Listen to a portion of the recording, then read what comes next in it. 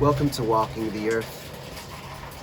Today we're getting ready to leave Nagarkot. We've been here for a couple days.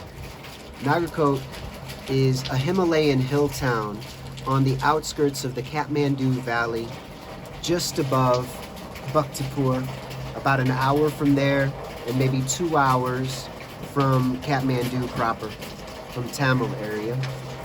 And from certain areas you can actually see Bhaktapur in the Kathmandu Valley.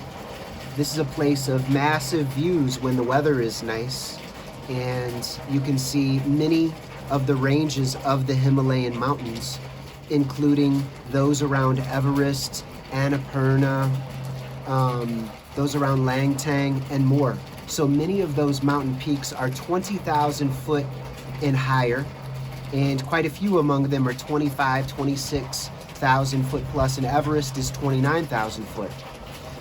Nagarkot itself is about 7,000 feet above sea level, maybe 2,200 meters above sea level or thereabouts.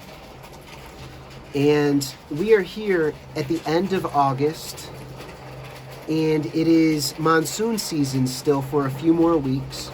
So it's not ideal time for trekking. It's not the ideal time for big mountain views. Occasionally, since I've been in Nepal, I have seen some of the big mountain views around Pokhara, at Sarangkot, at the Japanese Peace Pagoda there. And on the way up here on the bus, I did catch a glimpse of some of the high peaks very briefly. But actually staying in Nagarkot, it's been very rainy most of the time. It eased up a bit yesterday, and we went through a walk in the forest, the nature trail. It's a 2.5 kilometer nature walk through the forest land here, which was quite beautiful. Although, definitely got some, the socks soaked with blood and all nasty because of the leeches, which is one of the main reasons that people don't come trekking in Nepal during monsoon season. But it is very lush and green and beautiful. And even though you can't see you can't see the terraced farms, you can't see the hills, you definitely can't see the big peaks. They're all behind these clouds, all behind this fog. And this is quite beautiful to sit and have a cup of tea, to sit and relax, and just enjoy the nice fresh air, the breeze. It feels very nice up here, in fact. And you can see it's quite lush. And there's something special about being in the fog, something about being in the clouds. And so I really appreciate it. And just listening to the rainfall, being in the room at night while the monsoon rains are coming down, there's something beautiful about it, something romantic about it, something lovely about it. So this is a good place to come and contemplate. It's very near Kathmandu Valley. It's the easiest place to access the high Himalayan peaks, to be able to see them. It's a nice place to come and take a lot of nature walks. There's a very nice panoramic walk that I wasn't able to take because of the weather, and it takes 3.5 hours. It's the panoramic walk, and it basically makes a loop around Nagarkot, and you can see the terraced farms, you can see the big mountain peaks, you go through pine forest. So it's quite lovely. I believe some people come here for paragliding. Many people come here for mountain biking. People hike up here. It's part of a bigger cultural trail where over a few days you can hike between Kathmandu and Bhaktapur and Nagarkot. You can go on to Dhulkil, Panoti, and Namo Buddha. So, like I said, and right here at Nagarkot, they're very big, this little village, they're really big views of the mountain range, which apparently are quite in your face. And it's quite spectacular when the weather is right, and sometimes you can see Mount Everest. And if you do that longer circuit, that longer loop, the cultural trail, then what I was reading about, because I'm not here at the right time, but I would love to do something like this, Dhulkil has kind of a traditional Nepali mountain town, and it has the temples and that you can explore. and it's very. I heard that it's quite nice, and it's reasonably priced. It's also an artist town, from my understanding. Then if you go on to Namo Buddha, this is a sacred town to the Buddhists, especially to the Tibetan Buddhists, but to Buddhists in general. It's said that the historic Buddha went and visited there at one point. Also, it's said that it's related to the Jataka tales, which were stories about the previous lives of the Buddha. And in other videos, we will be discussing different conceptualizations of rebirth, reincarnation, transmigration, and oppositional views. So I'd like to delve into this and explore it comparatively. But the Jataka tales, they're similar to Aesop's tales. They have lessons, meanings, and morals, and they are intended to demonstrate cause and effect and how one behavior leads to another. And there's a story about, these are stories of the Buddha as a bodhisattva over many lifetimes. Now also remember that not all Buddhists believe in reincarnation they don't believe it necessarily in a linear way where it's like, in my last lifetime, my name was so-and-so and I lived in this place, and then in the lifetime before that. Some people do believe like that, similar to a conceptualization where some of the Hindus believe, or some of the Westerners who have more of the New Age type beliefs. But there are other conceptualizations. We'll get to that. But this site is associated with these bodhisattva tales of Shakyamuni, the Buddha, before he attained enlightenment, over many lifetimes moving toward it. So it's kind of they're tales of gradual enlightenment.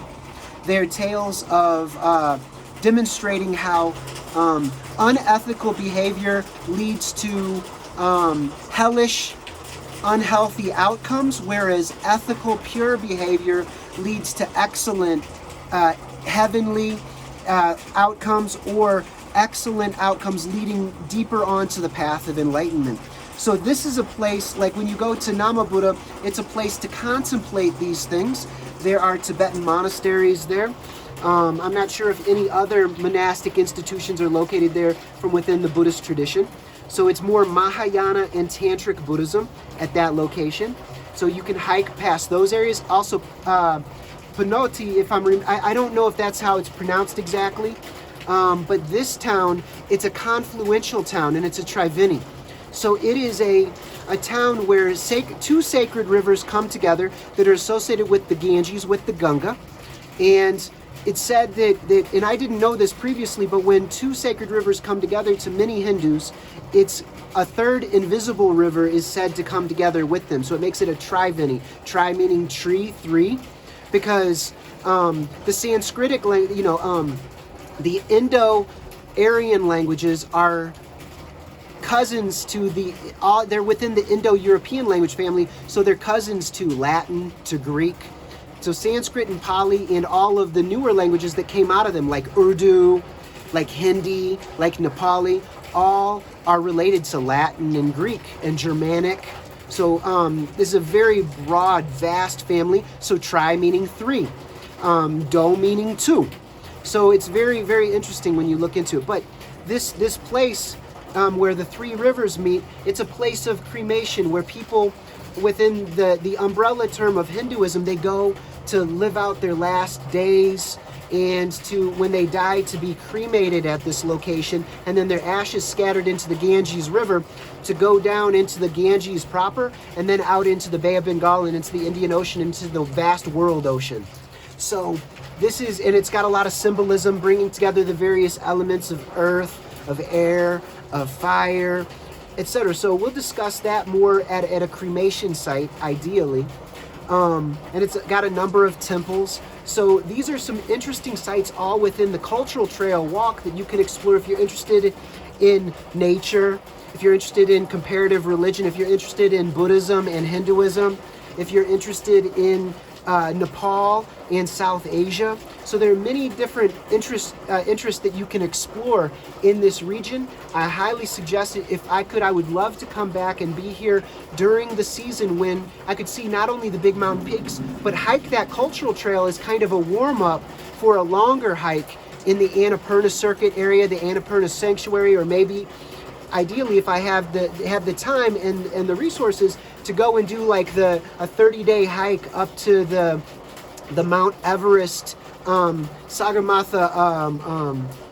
base camp at 15,000 foot up.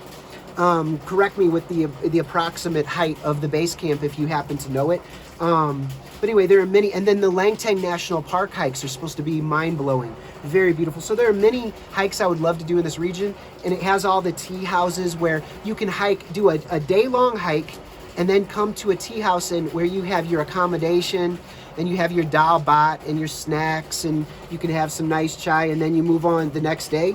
You wake up refreshed after showering, whatever, and move on to the next location. And you could do that for several months at a time, actually, here in Nepal. Some of the hikes apparently require permits, some do not. So some have very cheap permits, some are quite expensive. It's more expensive to do out by Kachijunga. It's more expensive to do up in the upper Mustang region, which actually is nice and hikeable during the monsoon season. So there are many options here in Nepal.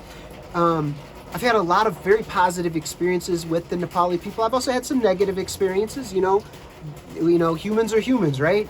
And but overall, the people have been quite kind. I've enjoyed the food.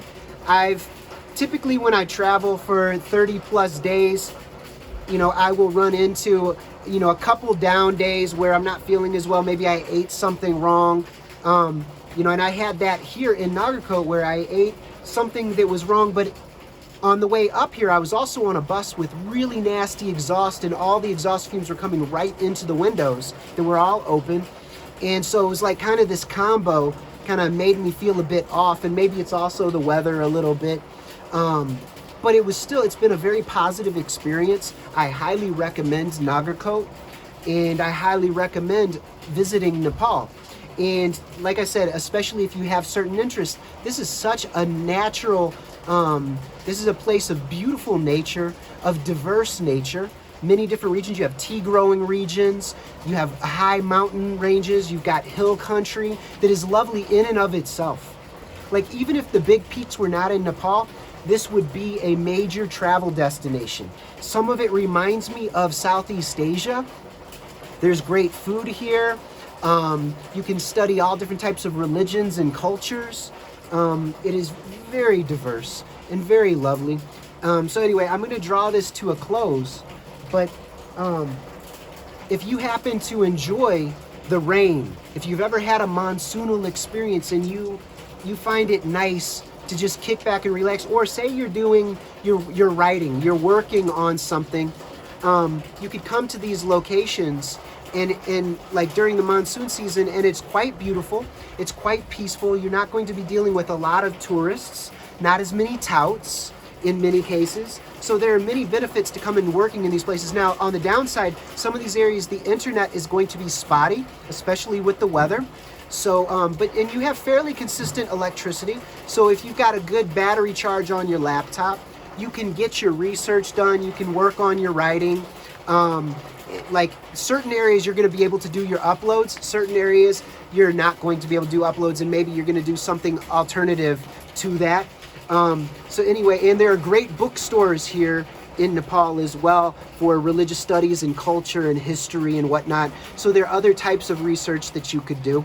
And you can, you know, most countries can get a visa for 3 months and extend it beyond that.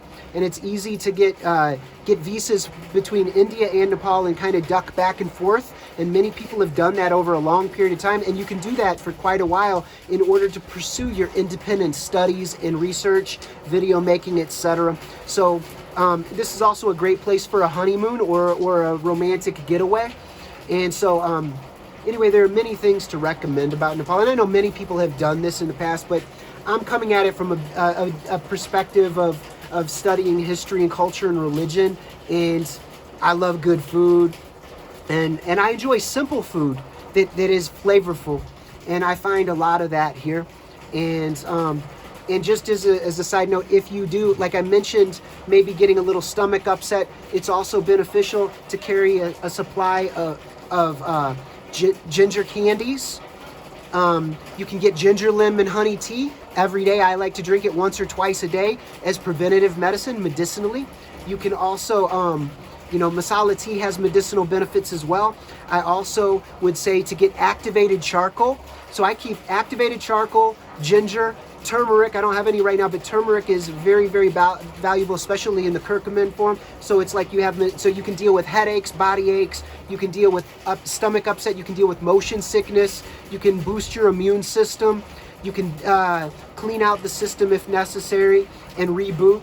So anyway, I'm going to go ahead and draw this to a close, but I highly recommend Nagarkot. I highly recommend Nepal. And here we are saying goodbye to Nagarkot on a beautiful monsoonal foggy day in the clouds at 7,000 feet above sea level in a Himalayan hill town. Till next time, be peaceful and be healthy.